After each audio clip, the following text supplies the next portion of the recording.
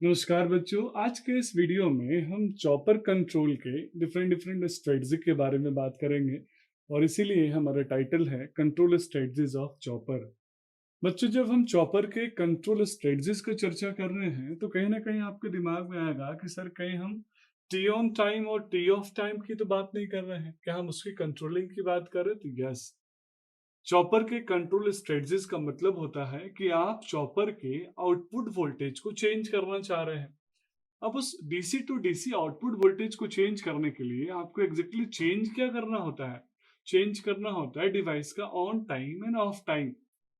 अब डिवाइस के on time और ऑफ टाइम को चेंज करने की कुछ मेथडोलॉजीज हैं।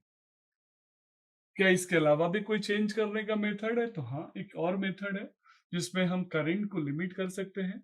तो आइए बच्चों, हम अपने चॉपर के कंट्रोल स्ट्रेटजीज के कौन कौन से मेथड्स हैं पहले उसको लिस्ट आउट कर लेते हैं। बहुत से बुक्स में आपको दो ही मेथड मिलेगा। एक मिलेगा time ratio control. Time ratio control का मतलब है कि जहां हम डिवाइस के T on T of time को कंट्रोल करके उसका टाइम रेशियो बैलेंस कर रहे हैं। और दूसरा जो नाम मिलता है वो मिलता है करंट लिमिट कंट्रोल। और इस टाइम रेशियो कंट्रोल के अंदर अलग अलग मेथडोलॉजीज अडॉप्ट होती हैं। जैसे हमने टाइम पीरियड को कांस्टेंट रखा, फ्रीक्वेंसी को कांस्टेंट रखा या फिर फ्रीक्वेंसी को वेरिएबल रखा, तो इसी हिसाब से उसके सब क्लासिफिकेशंस होते हैं। मैंने यहाँ इसीलिए तीन टाइप का क्लासिफिकेशन कर दिया ताकि आपके लिए आसान हो जाए। पहला है टाइम रेशियो कंट्रोल, दूसरा है वेरिएबल फ्रीक्वेंसी कंट्रोल जिसको हम पल्स विथ मॉड्यूलेशन कंट्रोल के नाम से भी जानते हैं, और तीसरा है करंट लिमिट कंट्रोल। सबसे पहले कंट्रोल की बात करते हैं, that is called time ratio control. बच्चों, टाइम रेशियो कंट्रोल में जो पहला मेथड हम अडॉप्ट कर रहे हैं वो ये कर रहे हैं कि यहाँ पे हमने फ्रीक्वेंसी को कांस्टेंट किया है। अब आप सब जानते हैं फ्रीक्वेंसी क्या होता है। तो फ्रीक्वेंसी इक्वल टू होता है वन अपॉन टाइम पीरियड। और जब हम वन अपॉन टाइम पीरियड की बात करेंगे तो टाइम पीरियड में हम लिख देंगे कौन कौन सा टाइम बच्चों? टी ऑन टाइम के साथ साथ टी ऑफ टाइम। अगर मैंने बोला कांस्टेंट फ्रीक्वेंसी कंट्रोल, तो कांस्टेंट फ्रीक्वेंसी कंट्रोल का मतलब है कहीं ना कहीं टाइम पीरियड भी कांस्टेंट होना चाहिए। तो आप डायग्राम में अच्छे से देख पा रहे होंगे कि कैसे मैं टी ऑफ और टी ऑन टाइम को एडजस्ट कर रहा हूं, लेकिन जो कंप्लीट टोटल टाइम पीरियड है उसको मैं एडजस्ट नहीं कर पा रहा हूं। अब आप इस डायग्राम को बहुत ध्यान से देखिए, जिसमें मैंने जो वोल्टेज लिया है उस वोल्टेज के पहले टाइम पीरियड यानी पहले वेवफॉर्म में जो टाइम पीरियड टी है, उस टाइम पीरियड टी में मैं देख रहा हूं एक टी ऑफ टाइम है, एक टी ऑन टाइम है। अब उसी में मैंने उस सेम टाइम पीरियड के ड्यूरेशन में मैंने बस ऑफ टाइम को क्या कर दिया है? बढ़ा दिया है। तो जब टाइम पीरियड कांस्टेंट होगा बच्चों, ऑफ टाइम बढ़ाऊंगा तो स्वाभाविक है जो ऑन टाइम होगा वो घट जाएगा। यानी टी में मान लेता हूँ 10 है और 10 की वैल्यू है और 10 को मैंने लिखा 6+4। जहाँ पे 6 मान लेता हूँ मैं, मेरा ऑफ टाइम है और 4 ऑन टाइम है। अब मुझे वापस 10 ही वैल्यू रखना है। मैं इस 10 को 7+3 या फिर 8+2 भी तो लिख सकता हूँ, जहां पे 8 मेरा ऑफ टाइम हो जाएगा, 2 ऑन टाइम हो जाएगा। मतलब उस 10 की वैल्यू के लिए मैंने सिर्फ इतना किया कि इंटरनल जो डिवीजन किए थे उसको चेंज कर दिया, 6 को 8 कर दिया और जो 4 था उसको 2 कर दिया। सेम मेथोडोलॉजी यहाँ अडॉप्ट करते हैं बच्चों। यहाँ हम सेम टाइम पीरियड टी के लिए जो टी ऑफ टाइम है उसको बढ़ा देते हैं और टी ऑन टाइम है उसको घटा देते हैं। इसका रिवर्स भी कर सकते हैं, हम टी ऑफ टाइम को कम कर सकते हैं और टी ऑन टाइम को बढ़ा सकते हैं। यहाँ पे ध्यान रखिएगा, टाइम पीरियड को कांस्टेंट रखा है, मैंने सिर्फ ऑन टाइम और ऑफ टाइम को चेंज किया है, इसीलिए इसको कांस्टेंट फ्रीक्वेंसी कंट्रोल के नाम से जानते हैं। बहुत ध्यान से समझिएगा बच्चों, जब हम कांस्टेंट फ्रीक्वेंसी कंट्रोल की बात करेंगे तो यहाँ पे टाइम पीरियड भी कांस्टेंट रखना पड़ेगा, और इसीलिए मैं इसको बोलता हूँ टाइम रेशियो कंट्रोल। अब यहाँ मैं वेरिएबल फ्रीक्वेंसी कंट्रोल का चर्चा करने वाला हूँ।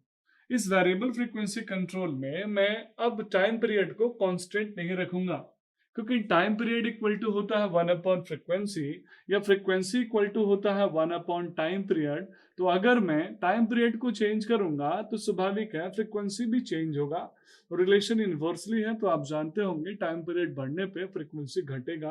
That's another part. यहाँ पे तो सिर्फ मुझे ये समझना है कि मुझे अगर अपने डिवाइस के कांस्टेंट फ्रीक्वेंसी को वेरिएबल में कन्वर्ट करना है तो मुझे टी को चेंज करना होगा, लेकिन ऑन टाइम यहाँ पे फिक्स रखूंगा बच्चों। मैं टी ऑफ टाइम को भले ही चेंज कर दूं, लेकिन टी ऑन टाइम को फिक्स रखूंगा। अब आप डायग्राम को बहुत ध्यान से देखिए। पहले जो टी है, टी ऑन टाइम है फर्स्ट वाले फिगर में, वो एग्जैक्टली वैसा ही टी ऑन टाइम है सेकंड वाले फिगर में, लेकिन टी ऑफ टाइम चेंज हो रहा है। पहले टी ऑफ टाइम ज्यादा था, तो टी ऑन और टी ऑफ का जो सम था जो टाइम पीरियड के लिए, वो बढ़ा था। लेकिन दूसरे वाले वेवफॉर्म में आप देख रहे हैं टी ऑन सेम है, लेकिन टी ऑफ की वैल्यू मैंने रिड्यूस कर दिया, और उस कंडीशन में मेरा जो टोटल टाइम पीरियड है वो रिड्यूस हो गया, कम हो गया, और टाइम पीरियड चेंज हुआ तो स्वाभाविक है फ्रीक्वेंसी भी चेंज हो जाएगी। अगर यहाँ कम किया टाइम पीरियड तो फ्रीक्वेंसी बढ़ जाएगी। इसीलिए इसको बोलते हैं वेरिएबल फ्रीक्वेंसी कंट्रोल। मैं कोरिलेट करूं बच्चों पल्स विथ मॉड्यूलेशन से। पल्स के विड्थ को मॉड्यूलेट कर रहा हूं। पल्स की जो चौड़ाई है, विड्थ है, उसको मैं घटा रहा हूं और बढ़ा रहा हूं। तो पल्स के विड्थ को जब मैं मॉड्यूलेट करूंगा तो स्वाभाविक है टाइम पीरियड भी मॉड्यूलेट होगा और चेंज होगा। तो इस तरीके से हमने देखा कि कैसे हम कांस्टेंट टाइम को ध्यान में रख के, यानी टाइम रेशियो कंट्रोल करके, एक बार कांस्टेंट फ्रीक्वेंसी रखा और एक बार वेरिएबल फ्रीक्वेंसी रखा, और अपने डिवाइस को मैंने कंट्रोल कर लिया, यानी आउटपुट वैल्यू को हमने चेंज कर लिया। आपका कोई और तरीका है बच्चों अपने डिवाइस के स्विच को ऑन और ऑफ करने का? तो यस, हमारे पास एक और तरीका है जिसको बोलते हैं करंट लिमिट कंट्रोल। क्या बोलते हैं बच्चों? Current limit control. नाम से आपको समझ में आ रहा होगा करंट लिमिट कंट्रोल, यानी यहाँ पे हम करंट की कुछ लिमिट बनाते हैं।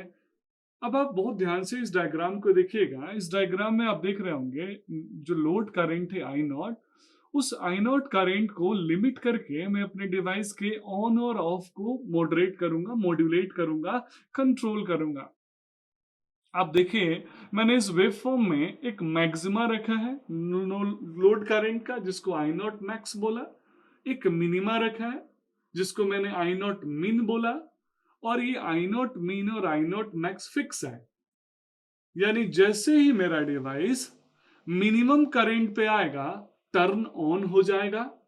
आप देखिए आउटपुट वोल्टेज मिलना स्टार्ट होगा जब आपका डिवाइस मिनिमम करंट से मैक्सिमम की तरफ बढ़ रहा है।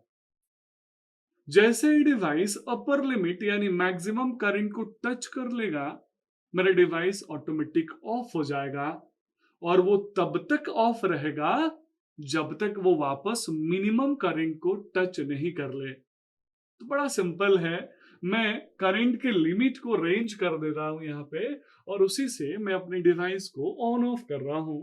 मुझे और कोई मेथोडोलॉजी को अडॉप्ट करने की जरूरत नहीं है। ये तो आप प्रैक्टिकल यूज करते ही हैं। जैसे आपके घर में अगर एयर कंडीशनर होगा, तो जो एयर कंडीशनिंग है, उस एयर कंडीशनिंग या फिर फ्रीज जो होगा, फ्रीज में जो आपकी कूलिंग मेथोडोलॉजी है, वह आप देखते होंगे कि ऑटो कट होता है टेम्परेचर के अकॉर्डिंग। एक मैक्सिमा टेम्परेचर होता है, एक मिनिमा होता है। जैसे मैंने रूम का टेम्परेचर मान लीजिए एसी के केस में 22 डिग्री सेंटीग्रेड रखा, तो जैसे ही 22 तक पहुंचेगा मेरा एसी बंद हो जाएगा।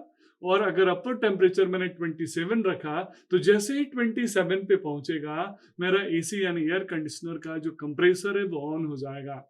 तो सेम ऑन ऑफ करने के लिए मैंने यहाँ टेम्परेचर सेट किया, वैसे ही यहाँ पे ऑन ऑफ करने के लिए मैंने करंट के लिमिट को सेट किया, और इसीलिए इसको बोलते हैं बच्चों करंट लिमिट कंट्रोल। अब यहाँ क्वेश्चन आता है कि कौन सा मेथड ज्यादा प्रिफरेबल है? तो नॉर्मली हमारे पास दो मेथड थे। सबसे पहला था टाइम रेशियो कंट्रोल, जिसमें हमने देखा था कांस्टेंट फ्रीक्वेंसी यानी पल्स विथ मॉड्यूलेशन स्कीम। वो बेटर होता है किससे? Variable pulse with modulation scheme से, यानी वेरिएबल फ्रीक्वेंसी स्कीम से। लेकिन उसमें भी लिमिटेशन है। क्या लिमिटेशन है बच्चों? मैं टी ऑन टाइम को कभी भी जीरो नहीं कर सकता।